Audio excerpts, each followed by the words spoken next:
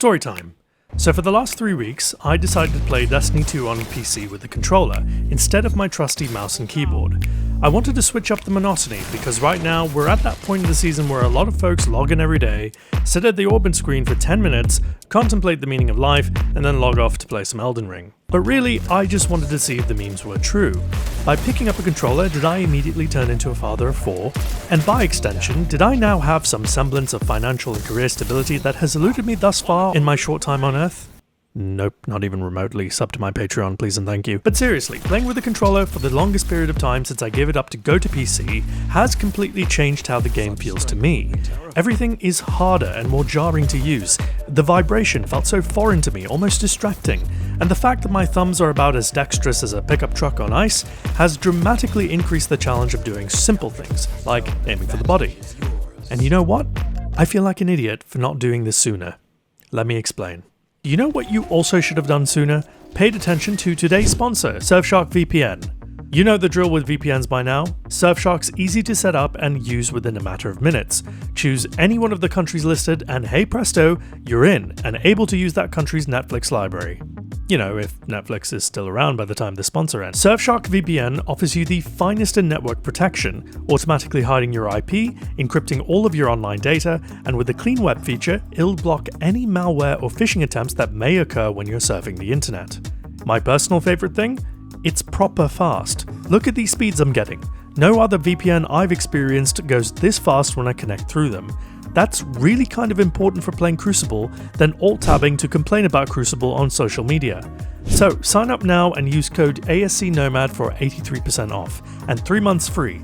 There's a 30-day money-back guaranteed, no questions asked either. Big thanks to Surfshark VPN for sponsoring today's video. Now, back to the story. I have been many things in the Destiny 2 community. I've been a teacher, a feedback provider, a community commentator, and now, seemingly, a weapons review guy.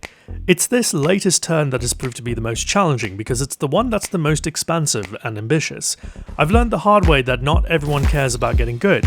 Not everyone gives two hoots about how the game could be made better either. But which weapons are good and what roles to chase? That's something every Destiny player asks themselves and ruminates on. And since I've begun, there's been countless comments asking me for controller-specific perspectives. Whilst I do my best to tackle the subjects from as academic an angle as possible, sometimes there's just something about a weapon that's best experienced physically, an intangible that is best described by feeling rather than talking. It explains why some archetypes see no usage on M&K, but are all the rage on controller, and vice versa. And yes, whilst I could get into the nitty-gritty of cone angle scalars and whatnot, it's just so much easier to hop into a few games with both input methods and feel it out. Not everyone cares about the science. So, I decided to main controller, partially to break the monotony of how I play and experience Destiny, and partially to help inform myself to make better content. It's been a real shock to the senses, but in just a couple of weeks, what I've experienced with the controller has me wanting to switch back permanently. First of all, I'm more accurate on controller.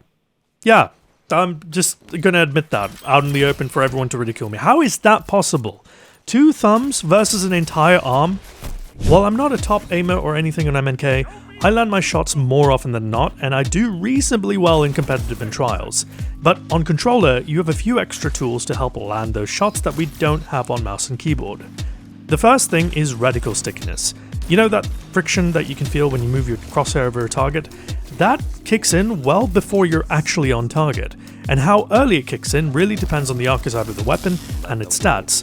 For a lot of those mid-range archetypes, I found that I could feel a target well before I could actually lock onto them because of how my aim slowed down around their presence. So whilst it's an inbuilt system to help be on target, for me the biggest value in experiencing that was the fact that it functioned much like an early warning system, to let me know someone is coming before I pulled the trigger. That friction affects the speed at which you can move the reticle, which is directly tied to your thumb's muscle memory. Before long, I wasn't aiming as much as I was feeling my way through engagements. But of course, that leads me to the second tool that is tied to reticle friction, the bullet magnetism. Now, this is present on mouse and keyboard and it's very noticeable, but on controller, the effect feels greater. With my BXR55 Battler, I was pulling the trigger as soon as I felt that reticle friction, and it would quite often land those shots. Over time, I could tell if I was likely to hit someone or not based on the friction alone, and the bullet magnetism would do the rest. Of course, it's all placebo because the systems are tuned to be equally effective on MNK and controller, but that placebo gave me confidence to shoot more and get better and better with it. These systems are tuned to help bring controller up to parity with MNK, but they alone can't make you good. As I was defrosting my thumbs, I became very aware of two key aspects of my game that were letting me down consistently: crosshair placement and positioning. My crosshairs were all over the place because at the time, I had the mechanical grace and poise of a boomer getting out of a sports car, and I found myself drifting out of cover a lot because I was tunnel visioned, hunting for that target to shoot first before they shot me. When I looked back on the footage, I realized I tunnel visioned because I was scared to take fights. Despite the added effect of aim assist, despite the reticle friction, I know how to take fights, use weapons in their intended engagement ranges, and rotate quickly, but I was doing none of that. I just didn't feel comfortable, and I died a lot. I'm glad I did. Failure is the best teacher, and after every death I made a mental note of what failed me, so I could correct it for the next time. Over time, I made little corrections and gained a little bit more confidence with each fight. I knew mentally where I needed to be. It was all about getting over that initial frostiness of a new input method. I still struggle with those moments, but they're already a lot better than it was in the first week. Aiming with 2 thumbs instead of an entire arm has really added weight to the choices I make, and with vibration settings turned on, I feel so much more connected to my weapons. Yes, I know, a lot of you run with it off, it can be distracting, I get it. But for me, it's immersive. Bungie are one of the best in the world when it comes to creating satisfying gunplay, and that's amplified through their vibration tuning. Every gun has a different heft and feel, every shot fired rumbles differently with different parts of the controller vibrating with different timings. Pair that with the audiovisual gravy that we've become accustomed to, and I feel more connected to my kit than I've ever been on mouse and keyboard. I found myself switching through all sorts of different weapons, even if I couldn't use them well yet. From Hawkmoon to Lumina to Messenger to Shayura's and the BXR battler with Forerunner, I found myself playing for longer, falling in love with each gun's unique personality and being ensnared by the magic all over again. I felt so much more connected to my weapons, my abilities, and even just my character and how they move, even if that did lead me off the side of a cliff on more than one occasion. Once I found myself totally not frozen on the sticks, I found that finding the fight, aiming, and racking up kills was a lot easier on controller. My naturally cautious playstyle on MNK had translated over to controller well, and it was paying off dividends. I wasn't good enough to play hyper-aggressive, but my game sense helped me to be where I needed to be, and that was good enough to find success. My preferred pulse rifles are also just very sticky on controller, which helped me to get kills more often than not. And after 2 weeks, was it time? Was I ready to play trials and see what I could do? I was feeling confident. I had a good team. Could I be as good, if not better than I was in M&K? Not even slightly. At the very top end of trials, there's no room for error. The extra half a second to a second that I needed to line up that shot just wasn't there. My movement and overall traversal was wooden. I would be beaten to the punch to secure a lane, then I would be outgunned when I got there. The feedback loop was now compromised. I started hesitating more, trying to read the game to make up for my mechanical disadvantage as a new controller player. I equipped my messenger and went for the angles instead. My success went up, but only marginally.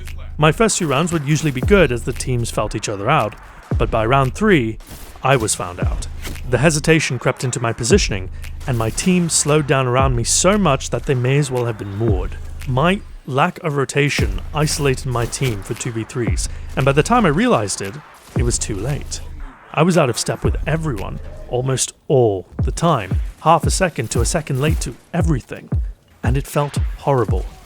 The crack was minus, as they say. I didn't want my team to be hanging, and I was sick and tired of being in the wrong place at the wrong time. So I put the controller down and I picked up my mouse and keyboard for the first time in 2 weeks, thinking, why the hell not? The worst that could have happened is that the disaster continued. But it didn't. My eyes were laser focused on my targets. The shackles came off with my movement and I felt freer and more fluid. My positioning suddenly balanced our team beautifully, allowing me to play the natural support role I love playing. I was suddenly the roaming anchor again, and I was not dying stupidly anymore. I was an equal member of our team, and the vibe immediately turned around and we were just cruising. After a flawless run, I decided to go in control, and the same thing happened there. I just couldn't seem to miss. My positioning was on point. I rotated smartly, used my supers correctly, and I was playing what would be considered, according to my normal baseline, out of my f***ing mind. What the f happened here?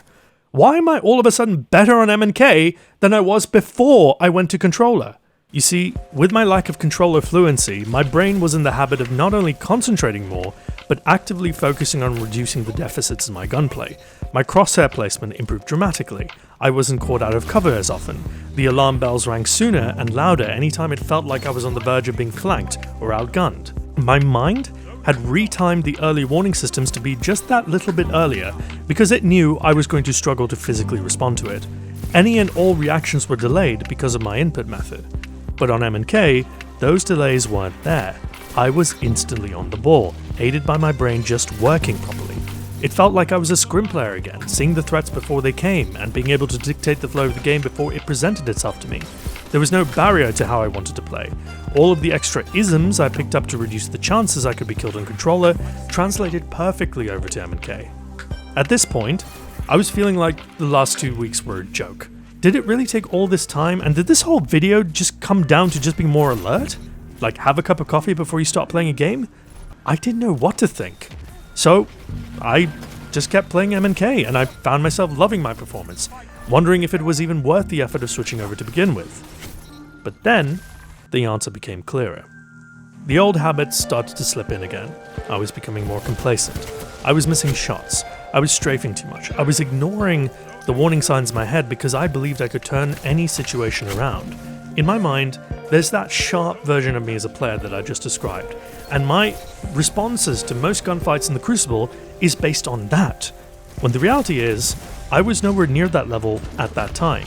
Even when I tried to focus, it never returned to those heights. I knew I could fight back. If I just tried it again with something different, or maybe I could go this way, how about this loadout? No. I was more creative on M&K, but I was no more effective because I believed myself capable of being the better version all the time. But that me wasn't anywhere to be found, because the fear was gone. On controller, the fear and anxiety was more palpable. I could physically feel when it was going wrong, when I was being shot from my flank or I couldn't correct for flinch. On M&K, that tactile disconnect affected me. I was not engaged as strongly as I was, and as a result, I didn't care. Nothing in the game asked me to focus either, so why would I bother? The thing is, I want to be bothered by it. To experience the butterflies when I hit a kill streak. To feel the frustration of knowing I can be better when I'm outgunned. I want to be able to have that focus and that drive to be better. And I want it to become my norm so that I can continue those habits regardless of input method and platform. Controller exposed me for being a lazy player mentally. And I want to stop that. So, I'm going to make the switch for good. Maybe those lazy habits will prevail again once I become more fluent with the sticks, but only time will tell.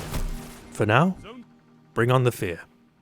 And bring on the last word and playing on PS5 lobbies. I swear to God, playing those is like taking candy from a